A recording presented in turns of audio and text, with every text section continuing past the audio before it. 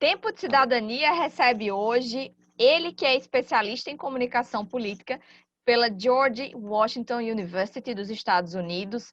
Eu recebo aqui, seja muito bem-vindo, Bruno Soler. Obrigado pelo convite, Suelen. É um prazer estar aí com você e com a tua audiência. Bruno, você formado comunicador, participou também das eleições e também tem aqui a travessia estratégia e marketing político. Você, como profissional da comunicação e analista do cenário de pesquisas, o que tem achado do desempenho do presidente Bolsonaro nas pesquisas que a gente tem visto hoje? Olha, Suelen, a gente tem visto um derretimento da aprovação do presidente Jair Bolsonaro. Em quase todas as pesquisas apontam para essa tendência, e ela tem uma explicação muito clara, né? O presidente teve em algum momento durante a pandemia até um certo crescimento na sua aprovação, que teve intrinsecamente ligado ao momento do auxílio emergencial, quando o auxílio ele é concedido para as famílias mais pobres. E naquele momento há uma aprovação dessa medida do presidente que impacta diretamente na sua aprovação como governante, né? Apesar de muitas críticas na sua condução em relação ao processo sanitário da pandemia, vamos dizer assim. Mas naquele momento uma certa resolução da vida das pessoas de maneira mais imediata ajudava nesse sentimento de uma melhora de aprovação do presidente. Quando o auxílio ele começa a ser cortado, né, ele começa a ser diminuído num primeiro momento, depois ele é cortado e retorna num valor muito menor do que aqueles R$ 600 que haviam sido concedidos e que se tornavam 1.200 em alguns casos para mães solteiras, beneficiárias do Bolsa Família e etc. Nesse momento, o presidente começa a ter a sua curva de aprovação diminuída. E isso impacta diretamente nessa previsão que a gente tem, que as pesquisas fazem, da eleição de 2022. Nós vivemos num momento, Suelen, em que as pessoas têm três processos que impactam diretamente. Claro, o processo da pandemia, que ele afeta não só todo o fechamento, a vida das pessoas, mas também psicologicamente, né? As pessoas, muita gente que ficou afastada, então isso cria um sentimento ruim na sociedade, então, e tem esse problema da pandemia, o problema sanitário que a pandemia traz. Há um problema gravíssimo de desemprego no país e uma junção de tudo isso com a diminuição do poder de compra das pessoas. O preço das coisas está muito alto, está muito elevado. E isso impacta diretamente na realização, na vida do brasileiro mais pobre, né? Que é a grande massa do país. E isso faz com que o ex-presidente Lula consiga dialogar com essa faixa da população que hoje está insatisfeita com o governo Bolsonaro. E ele retorna como uma expectativa para esse eleitorado. E nessa polarização acaba tendo hoje um Lula na frente, um Bolsonaro definhando um pouco nas intenções de voto. Bruno, você acompanha há muito tempo o cenário político do país. Atualmente, praticamente todo mês, vemos aqui o brasileiro acompanha a divulgação de alguma pesquisa. Esse ritmo de pesquisa é praticamente mensal. Isso costuma acontecer em um ano antes da pandemia, ou estamos tendo um aceleramento desse processo pré-campanha? Eu acho que, vamos lá, o Brasil, diferentemente da maioria dos outros países, né, a gente sempre viu pesquisa muito no processo eleitoral e muito como uma coisa de tem que se adivinhar o resultado da eleição, né? O que não é muito tradicional nos outros países. Nos outros países isso é comum. Nos Estados Unidos se tem pesquisa todo dia, praticamente.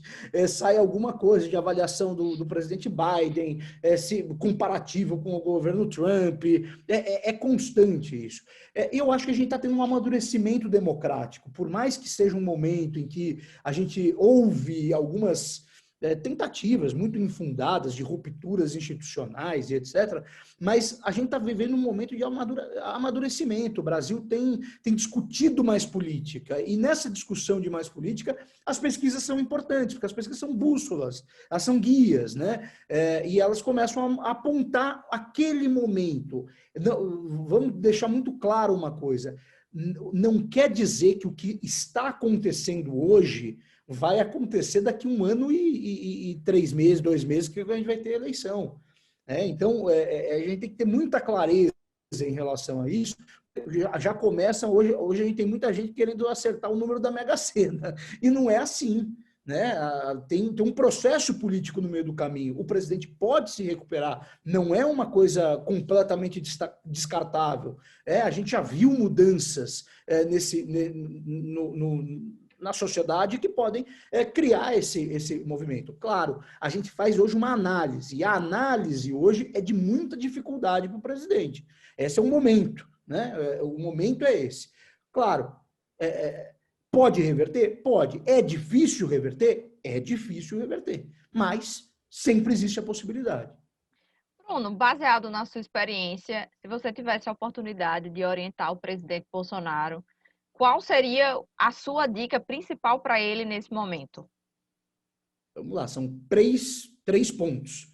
Primeiro ponto, o ponto inicial, o presidente tem que tomar a liderança do processo de vacinação no país. Por mais que isso ainda já esteja caminhando para a reta final desse processo, não há hoje no país um líder da vacinação. Não é nem visto o presidente, nem mesmo o governador do meu estado, o João Dória, que pretende se lançar candidato e foi o homem que fez a negociação para a Coronavac chegar no Brasil. Ele não é visto no restante do país como esse líder da vacinação. Portanto, o presidente deveria, assim que se retomar sua saúde e tudo mais, ser um porta-voz desse processo de vacinação. Número 2, retomada do auxílio emergencial em valores mais reais. Isso é necessário, né? O presidente precisa mostrar, precisa atender uma demanda da sociedade, que é uma sociedade pobre, que precisa do auxílio, que está desempregada, que hoje uma pessoa tem que pagar um gás de cozinha quase R$100, paga um aluguel de quase R$300, 400, dependendo da cidade, tem conta de luz altíssima, custo de alimento altíssimo, ou seja, com R$1.000 uma pessoa hoje não vive bem no Brasil, coisa que antigamente viveria, que seria um salário mínimo, né? Teria até condições de viver com salário mínimo. Hoje não se tem essa condição, o dinheiro não compra com esses R$1.000. Portanto, o auxílio é fundamental para melhorar a vida das pessoas. Portanto, esse é o segundo ponto. E o terceiro ponto, que é um ponto que está cada vez mais difícil para o presidente, mas que ele ainda tem vamos dizer assim, alguma autoridade para fazer esse discurso, seria o discurso do combate à corrupção. De qualquer maneira, as pessoas ainda não identificam no presidente Jair Bolsonaro como alguém corrupto. Existe uma demanda, existe uma denúncia de corrupção hoje no governo, mas que não o atinge diretamente. Tá? Ainda não chegou nele. Eu digo isso na maioria das classes sociais. Nas classes mais altas já atinge, ele já tem dificuldade, mas na maioria das classes sociais isso ainda não chegou. E eu acho que ele deveria retomar essa pauta, porque ele vai enfrentar o Lula, que a gente concordando ou não, daí pode ter mas o Lula foi preso por um processo de corrupção, que pode ter tido todos os vieses aí, eu não vou entrar nessa discussão, mas o fato é que as pessoas percebem no Lula alguém corrupto. Isso não nas classes mais baixas, inclusive. E ele pode fazer esse enfrentamento. Como você me disse que é para fazer uma orientação para ele, eu estou pensando com a cabeça do bolsonarista, né? do estrategista bolsonarista. Eu partiria para esses 3 pontos. Bruno, já vou pegar o gancho aqui e perguntar a você como é que são os trabalhos da Travessia Estratégia e Marketing Político? O que é que vocês têm pautado a atuação de vocês? A gente atua muito, a gente usa muito a pesquisa, tanto a quantitativa e principalmente a qualitativa, como uma bússola de estratégia. O nosso trabalho, exatamente, é criar estratégia para os políticos, ou seja, de comunicação, de enfrentamento com adversários, de organização do processo eleitoral. Então, a gente faz esse trabalho que é, a partir das pesquisas quantitativas e qualitativas, a gente monta essa rede de estratégia para o candidato que a gente vai trabalhar na eleição. Então, nós não somos os publicitários, não somos nós quem criamos a campanha, mas a gente dá todo o conteúdo que deve ser depois pensado por alguém que tem a genialidade que nós não temos da criação, né? Que é a parte importante, que é como a gente chega a nossa informação para as pessoas. Né? Bruno, quais são os principais erros que as pessoas cometem quando vão ler as pesquisas? O que se deve levar em consideração quando se tem uma pesquisa? A gente tem um problema grave no Brasil, que é e tem um fetiche pelos números da quantitativa. Né? Então, a gente olha uma pesquisa, a gente está 20 pontos na frente, está 30 pontos na frente. E isso parece que é uma coisa que não pode mudar.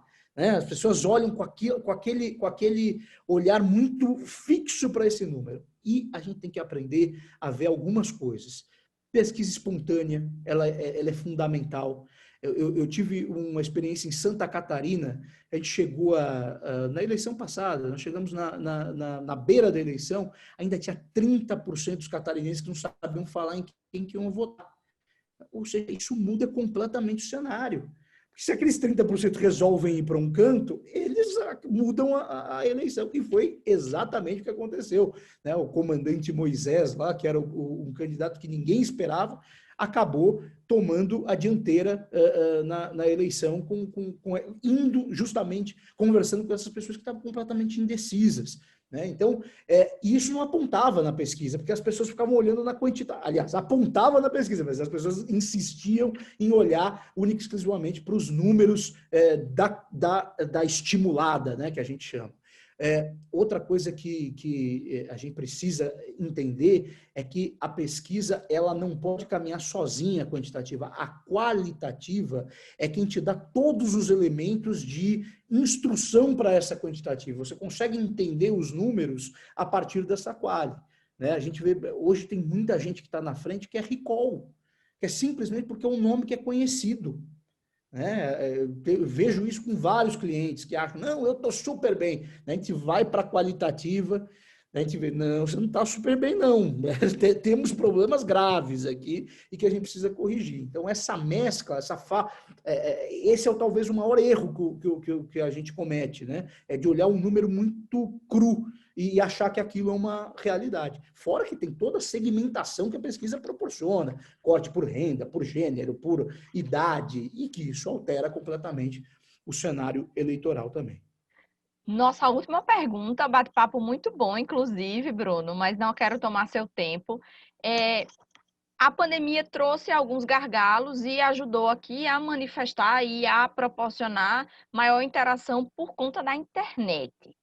As pesquisas que são feitas ou por telefone ou por internet, as pessoas questionam a confiabilidade, se são confiáveis ou não.